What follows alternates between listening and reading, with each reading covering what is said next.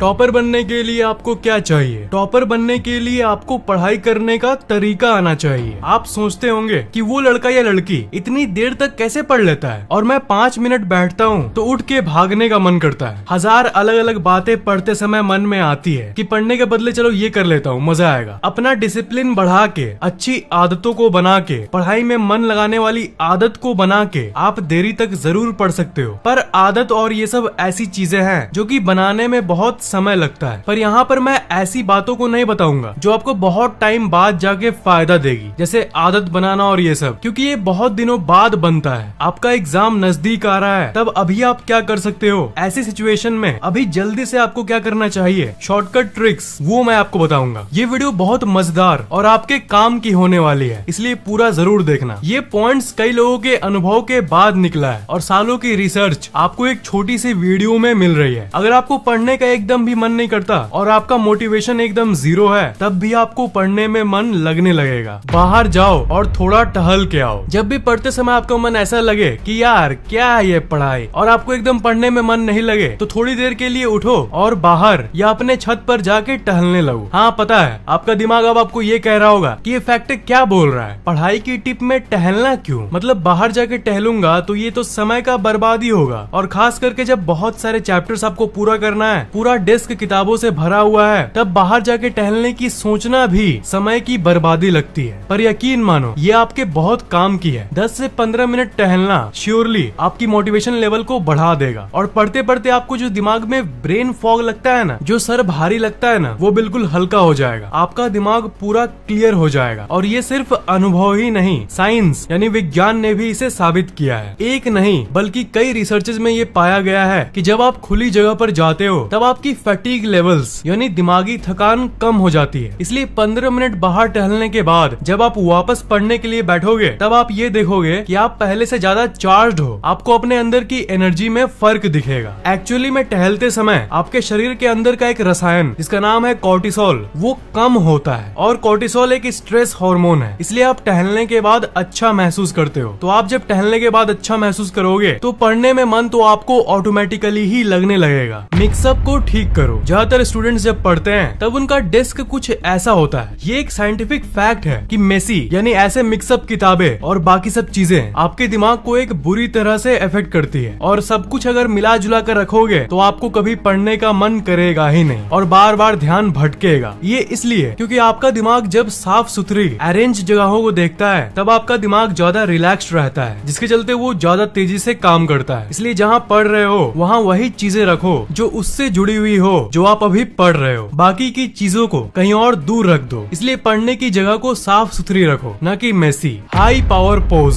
ये एक बहुत ही अलग और इंटरेस्टिंग फैक्ट है। हर इंसान हमेशा 2 तरह के पोज में रह सकता है, लो पावर पोज या high power pose. Low power pose मतलब कुछ ऐसी पोज में रहना जिसमें आप अपने शरीर को थोड़ी कम जगह पर रखते हो। ये असल में आपके कॉन्फिडेंस को कम कर देता है और दिमाग की फंक्शनिंग स्लो हो जाती है। तो टॉपर्स का एक बहुत बड़ा सीक्रेट बताने जा रहा हूँ। ये एक बहुत ही यूनिक और अलग ट्रिक है। तो ट्रिक ये है कि जिस दिन आप एग्जाम देने जाओ उस दिन तुरंत एग्जाम देने के पहले अकेले में आप ऐसी पावर पोज में 10 सेकंड के लिए खड़े हो जाओ। अकेले मतलब स्कूल या कॉलेज के वॉशरूम में एग्जाम देने के तुरंत पहले आप ऐसे ही 10 सेकंड के लिए पावर पोज में रहो। आप नोटिस करोगे कि आपका डर एकदम चला जाएगा और आप रिलैक्स्ड फील करोगे। असल में आप किस तरह खड़े होते हो या बैठते हो, ये आपके दिमाग को एक स्पेशल तरह का सिग्नल भेजता है। जब आप पावर पोज में रहते हो तब आपके दिमाग में कॉन्फिडेंस और जोश का सिग्नल जाता है, जिसके चलते आपका एनर्जी और हाई हो जाता है। और सबसे इम्पोर्टेंट बात कि आप जो पढ़े हुए हो वो आप अच्छे से रिकॉल कर पाते हो उस पावर पोज के चलते। आप ये नोटिस करते होंगे कि जब भी कोई इंसान टेंशन में होता है तब वो अपने शरीर को सिकोड़ लेता है। ये सुनने में बहुत नेचुरल लगता है, पर हर चीज के पीछे साइंस होता है। तो असल में सिकोड़ के रहना लो पावर पोज को दर्शाता है, और इसके चलते ही उनका दिमाग और स्लो काम करता है और टेंशन और बढ़ जाता है। पर जो इंसान टेंशन के समय में भी एक माचो मैन की तरह ऐसी पावर पोज में रहेगा, उसके दिमाग में अगर एग्जाम की कोई टेंशन होगी भी तो वो पूरी तरह से गायब हो जाएगी। पढ़ाई में दिलचस्पी लाओ एक जादुई तरीके से। पढ़ाई को आपको थोड़ा सा भी इंटरेस्टिंग बनाना है तो आपको पढ़ाई के प्रति इंटरेस्ट लाना बहुत जरूरी है, यानी पढ़ाई के प्रति दिलचस्पी लाओ। पर यहाँ तुरंत सवाल ये आता है कि एग्जैक्टली हम इंटरेस्ट यानी पढ़ाई में दिलचस्पी कैसे लाएं? पढ़ाई के अंदर डायरेक्ट घुस जाओगे तो कभी आपको पढ़ाई में मजा नहीं आएगा। जिस टॉपिक को आप पढ़ रहे हो उसके अंदर जाने के पहले उसके अंदर के एक एक डिटेल को पढ़ने के बदले उस टॉपिक के एक्साइटिंग पार्ट को पहले पढ़ना जरूरी है। तभी आपके अंदर वो एनर्जी आएगी जिससे जब आप उसके अंदर की डिटेल भी पढ़ोगे तब भी आपको वो बोरिंग नहीं लगेगा। नहीं समझ आया? मतलब जैसे अगर मैं जावा और C++ लैंग्वेज की किताब दे दूं आपको, जो कि कंप्यूटर प्रोग्रामिंग लैंग्वेजेस हैं, तब जब आप उसके अंदर की चीजों को पढ़ोगे तब आपको उतना इंटरेस्ट नहीं लगेगा। आप कहोगे क्या कितना कॉम्प्लेक्स चीज दे दिए हो तुम। पर अगर मैं इस C++ किताब देने के बदले आपको ये बताऊं कि जो PUBG मोबाइल गेम आप खेलते हो वो इन्हीं प्रोग्रामिंग लैंग्वेजेस से बना है। PUBG पाइथन, C++, इन प्रोग्रामिंग लैंग्वेज से बना है और इसे पढ़ने के बाद आप खुद का गेम भी बना सकते हो। तब आप सच बताओ कि आपको मजा नहीं आएगा? तो अब अगर मैं आपको C++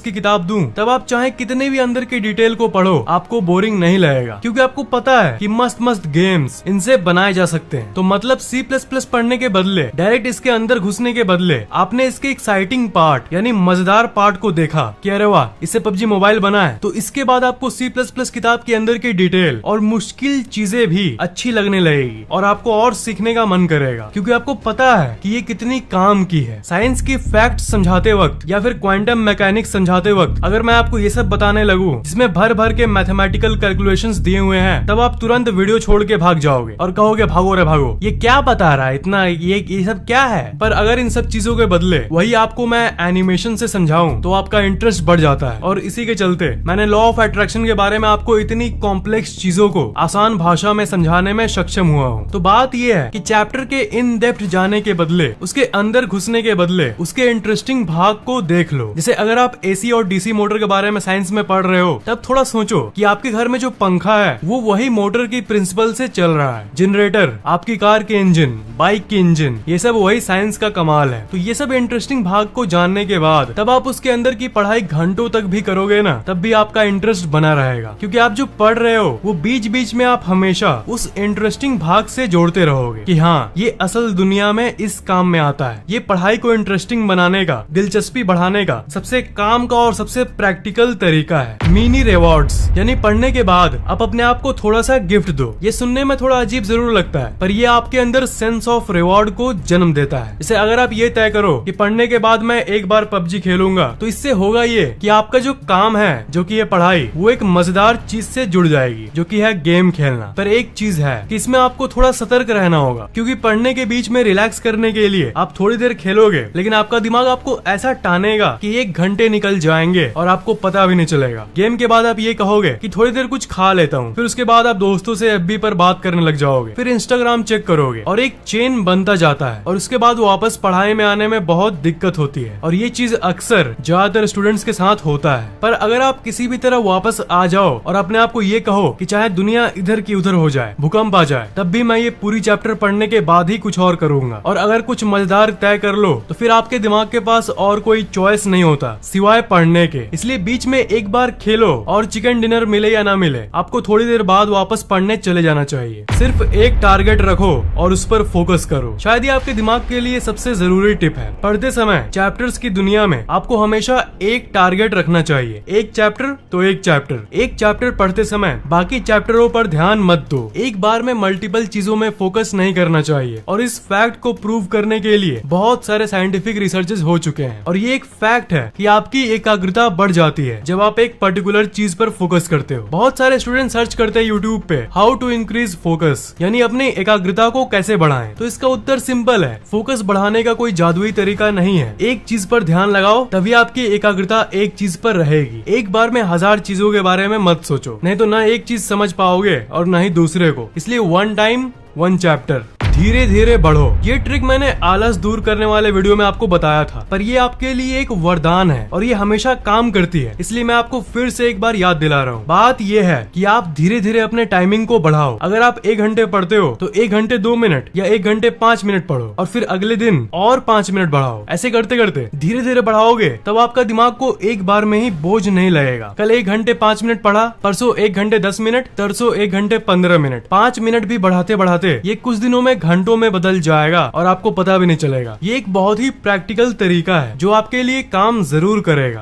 अकेले में पढ़ो। ऑनेस्टली ये तो आप सबको पता होगा कि अकेले में पढ़ने से अच्छा और कोई टिप हो ही नहीं सकता। बहुत सारे स्टूडेंट्स ग्रुप में पढ़ते हैं, पर अगर आप ईमानदारी से अपने आप से पूछो तो आपको भी यही लगेगा कि ग्रुप में असल में पढ़ाई से ज्यादा मस्ती मजाक होती है। इसलिए सीरियस स्टडी जिसे कहते हैं, जो कि आपके दिमाग में घुस सके, वो एकदम नहीं हो पाता। ये एक फैक्ट है कि क्रिएटिव और जादुई आइडियाज अकेले में ही आती है। इसलिए एकांत में, शांति में पढ़ो जहाँ पर और कोई न हो। पर यहाँ मेन बात ये है कि आजकल की दुनिया डिजिटल दुनिया है और आपके दोस्त आपके पास नहीं रहते हुए भी आपके पास रहते हैं उस छोटे से स्मार्टफोन के जरिए। इसलिए पढ़ते वक्त स्मार्टफोन को भी दूर रखिए। Growth mindset versus fixed mindset. Her student in दोनों में से एक तरह का होता है। मतलब स्टूडेंट्स दो तरीके के होते हैं। एक वो जिनका फिक्स्ड माइंडसेट होता है, मतलब वो ये मानते हैं कि उनकी इंटेलिजेंस फिक्स्ड है और बढ़ नहीं सकती। मतलब वो ये मानते हैं कि हर इंसान का दिमाग हमेशा वैसा ही रहेगा जो कि वो लेके जन्म लिया है। और दूसरे तरह का स्टूडेंट वो है जो कि ये मानता है कि पढ़ाई और प्रैक्टिस के जरिए वो इंटेलिजेंस बढ़ा सकता है। तो कई स्टडीज में ये पाया गया है कि जो स्टूडेंट्स ये मानते हैं कि उनकी IQ बढ़ सकती है, यानी बुद्धि बढ़ सकती है, उनकी बुद्धि सच में बढ़ती रहती है और वो पढ़ाई में और अच्छे होते जाते हैं। और वो जो एक बार पढ़ते हैं वो उनको बहुत दिनों तक याद रहता है। इसलिए एक पॉजिटिव माइंडसेट रखो कि आपका इंटेलिजेंस बढ़ सकता है, वो जन्म से फिक्स्ड नहीं है। इससे दिमाग में एक ऐसा इफेक्ट होता है जिससे दिमाग एक्चुअल में और तेज होने लगता है। बार बार रटने से अच्छा